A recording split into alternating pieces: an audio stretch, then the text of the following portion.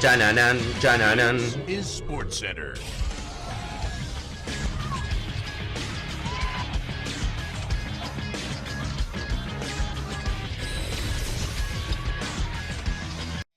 Hola gente, ¿cómo andan? Un saludo grande para todos, yo soy Sanio y les traigo un nuevo video al canal. En el día de hoy vamos a estar hablando acerca de 7 jugadores que tuvieron un pésimo Mundial de Qatar 2022 y que intentarán tener revancha en la Copa del Mundo 2026. Jugadores de selecciones que tuvieron un mal Mundial, hasta jugadores de selecciones que hicieron una gran Copa del Mundo, pero que individualmente no fue su certamen, no fue su torneo, y que evidentemente van a intentar revalidar en este próximo Mundial, al cual seguramente van a estar convocados, la posibilidad de tener una buena Copa del Mundo. Así que espero que les guste mucho la idea del video, que me dejen su opinión en los comentarios, que se suscriban al canal activando la campanita y que me sigan en las redes sociales, y sin darle muchas vueltas comenzamos con la idea del video. Una de las selecciones que decepcionó para mí en el Mundial pasado por las expectativas que había respecto a ella fue Brasil. Una selección que de la mano de Tite llegaba como una de las grandes candidatas, que tenía una gran camada de jugadores, que había hecho una eliminatoria impecable, sin perder ningún partido, y terminando primera con diferencia, por encima inclusive de la selección argentina, que después sería la campeona, pero que rápidamente cuando tuvo un rival complicado, como fue Croacia en cuartos de final, terminó cayendo por penales. En ese contexto hubo un futbolista que en cada uno de los partidos importantes que jugó Brasil fue titular y que venía siendo titular y teniendo buenos rendimientos en el proceso de Tite, pero que hizo un pésimo Mundial, que es el caso de Rafinha. Hoy en día considerado uno de los mejores extremos del mundo, pero en ese momento no era tan así. En ese momento la verdad es que venía siendo irregular su campaña desde había llegado al Barcelona y generaba dudas la titularidad que le daba a Tite. Sin embargo, el técnico no tenía ninguna duda de que para él estaba en el 11. Y la verdad es que lo terminó decepcionando. Vinicius, si bien tampoco tuvo un gran Mundial, fue mucho mejor Mundial que el que finalmente terminó teniendo Rafinha, que jugó los 5 partidos, 4 de ellos como titular, y no pudo aportar ningún gol y ninguna asistencia. Sin duda de los más flojos que tuvo el ataque de Brasil, porque el resto la verdad es que todos aportaron. Richarlison tuvo una buena Copa del Mundo, pero Rafinha no pudo destacar en ninguna faceta, y está claro que con esta versión mucho más mejorada, creo que va a intentar tener su revancha en el 2026. Como les decía al principio, no siempre van a ser jugadores de selecciones que tuvieron un mal Mundial. Por ejemplo, ahora vamos a hablar de un futbolista de una selección finalista de la Copa del Mundo, que es el caso de Ousmane Dembélé. Francia tuvo un muy buen Mundial, en líneas generales. La final fue un partidazo que podía haber sido para cualquiera de los dos, y se terminó definiendo con penales, por suerte, para que termine ganando Argentina, pero después la verdad es que fue impecable el Mundial de Francia. Salvo la derrota con Túnez, que fue un partido en el cual rotaron y jugaron prácticamente todos los suplentes, después le ganó Inglaterra, le ganó Marruecos sin ninguna dificultad y terminó clasificando a la final. En ese contexto hubo un jugador que fue titular en prácticamente todos los partidos y que para mí fue lo más flojo que tuvo esa Francia dirigida por Deschamps, que fue Ousmane Dembélé.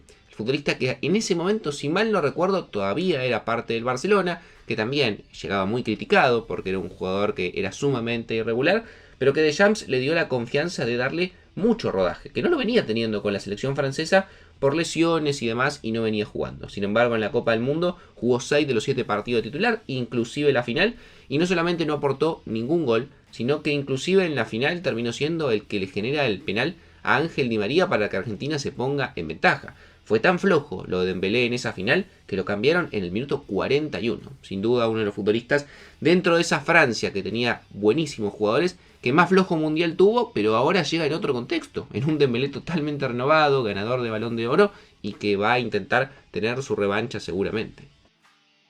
Uruguay llegaba a la Copa del Mundo con expectativas altas. Expectativas altas no digo de ser campeón, pero sí de llegar bastante lejos, cuarto de final, y por qué no soñar con meterse dentro de los 4 mejores como había logrado en el Mundial 2010. Tenía una buena camada de jugadores y esa gran camada de jugadores era liderada por Federico Valverde, la joven irrupción del Real Madrid, que sin duda era el mejor futbolista en una selección que tenía buenos proyectos y buenos jugadores también de experiencia, porque todavía recordemos estaba Luis Suárez, entre otros futbolistas que llevaban mucho tiempo jugando allí.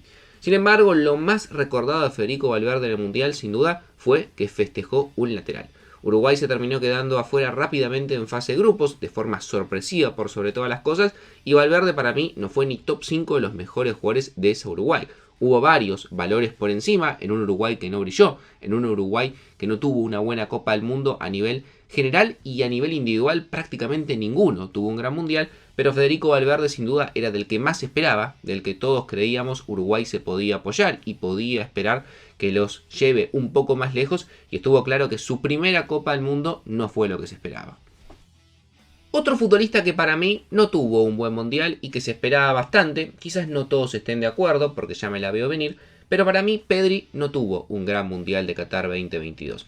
Y teniendo en cuenta todo lo que se había hablado en la previa, ganador de Golden Boy, todo lo que había jugado con el Barcelona, creo que se esperaba mucho más de Pedri y de la selección española dirigida por Luis Enrique. El único gran partido fue el primero, cuando le ganaron 7-0 a Costa Rica. Todos dijimos, guarda que España ya se candidatea para llegar a la final. Lo que no esperábamos es que después de ese 7-0 no iba a ganar ningún partido más. 1-1 frente a Alemania, caída 2-1 frente a Japón y empate con Marruecos y posteriormente eliminación en los penales. Pedri en ese contexto la verdad es que no brilló, no fue ese futbolista que habíamos visto en Barcelona, no pudo imponer nunca su juego, salvo en el partido con Costa Rica, que igualmente a los 57 minutos terminó siendo reemplazado, no pudo aportar goles, no pudo aportar asistencias, y no tengo ningún tipo de duda que en este contexto, con esta España que llega como la gran candidata, con un Pedri mucho más experimentado y con mucho más en el rodaje de la selección española, sin duda vamos a ver un jugador que va a tener una Copa del Mundo mucho mejor, teniendo en cuenta también que en el Mundial anterior Pedri llegaba muy cansado después de toda la temporada y después le terminaría pasando factura a nivel físico, ya que en el 2023 creo tuvo muchas lesiones, sobre todo a nivel muscular, que le impidieron jugar tanto en Barcelona como también en la selección. Si hay que hablar de set de revancha, sin duda hay uno que al 2026 llega muy motivado y que sueña con que sea su mundial y que con su selección pueda ganar por primera vez en la historia la Copa del Mundo. Obviamente hablo de Cristiano Ronaldo. Va a ser su sexta Copa del Mundo y hay que reconocer una cosa. Salvo partidos puntuales, como por ejemplo en Rusia, cuando le marcó 3 goles a España, pero después rápidamente quedó eliminado, no hemos tenido el Mundial de Cristiano. Y creo que la Copa del Mundo de Qatar 2022 fue de las más flojas de todas. Solamente pudo marcar un gol en el primer partido frente a Ghana, que además fue de penal. Fue tan flojo lo de Cristiano que terminó perdiendo la titularidad a partir de octavos. En el partido frente a Suiza fue titular con Carlos Ramos, marcó 3 goles encima, y tampoco iba a ser titular frente a Marruecos. Se fue triste, llorando, ofuscado, y muchos pensábamos que era el final de Cristiano en los mundiales. Sin embargo, 4 años después, hoy jugando en el fútbol árabe y con 41 años, va por su última bala. En una selección portuguesa que llega muy bien, muy aceitada, vigente campeona de la Nation League, y que obviamente Cristiano va a hacer todo lo que esté a su alcance para tomarse revancha de todos los otros mundiales y de una vez por todas tener su gran Copa del Mundo. Sin duda eran las elecciones que también fue un fracaso rotundo en el mundial pasado porque se quedó afuera en fase de grupos, es el caso de Bélgica, una selección que siempre ha sido para mí sumamente sobrevalorada y que salvo por un par de jugadores no era lo que te vendían, y creo que el tiempo lo ha terminado demostrando, pero que llegaba a esa Copa del Mundo con un Kevin De Bruyne no vigente, como uno de los mejores volantes del mundo y uno de los mejores jugadores de la Premier. Porque claro, hoy en día De Bruyne, entre lesiones, entre que hoy en día está en el Napoli, se ha devaluado bastante, pero recordemos 3 años y medio atrás, De Bruyne era el mejor futbolista de la Premier, o uno de los mejores, y uno de los talentos que queríamos seguir en ese mundial. Sin embargo, en la misma sintonía de toda Bélgica, el mundial de De Bruyne fue muy discreto. La verdad es que no pudo en ningún momento gravitar, nunca pudo ser importante para su selección y en ningún momento pudo marcar la diferencia para que Bélgica logre al menos pasar la fase de grupos. Terminaron cayendo frente a Marruecos y empatando 0-0 frente a Croacia en la gran tarde-noche de Lukaku, que erró todo lo que tuvo a su alcance para que no puedan pasar, pero así todo, para mí fue un muy flojo mundial de Kevin De Bruyne, que espero, si se recupera la lesión que tiene hoy en día en el Napoli, pueda estar en lo que seguramente va a ser su último mundial en el 2026. Y me guardo para el final el caso quizás más emblemático para mí, porque es un futbolista de una selección que fue campeona del mundo en Qatar 2022. Ahora, si hay una sola persona de Argentina que no se volvió tan contento de Qatar 2022, yo no tengo dudas que es Lautaro Martínez.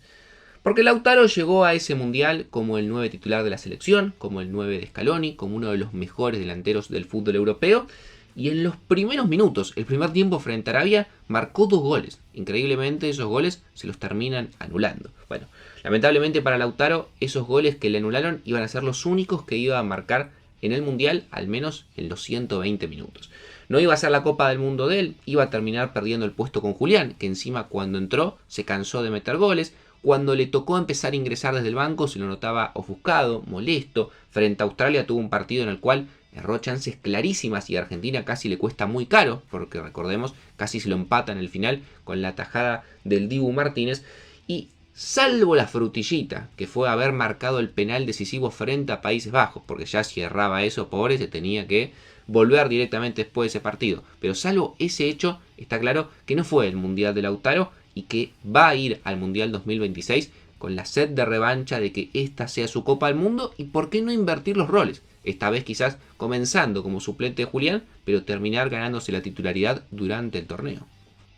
Espero les haya gustado la idea del video y que me dejen ustedes su opinión. Primero de los futbolistas que mencioné y qué otros futbolistas creen que tuvieron un flojo Mundial 2022, un flojo Mundial en Qatar, pero que van a ir al Mundial 2026 para intentar mejorar esa actuación. Suscríbanse al canal, activen la campanita, síganme en las redes sociales y sin dar muchas vueltas los dejo por hoy. Los veo mañana en un próximo video.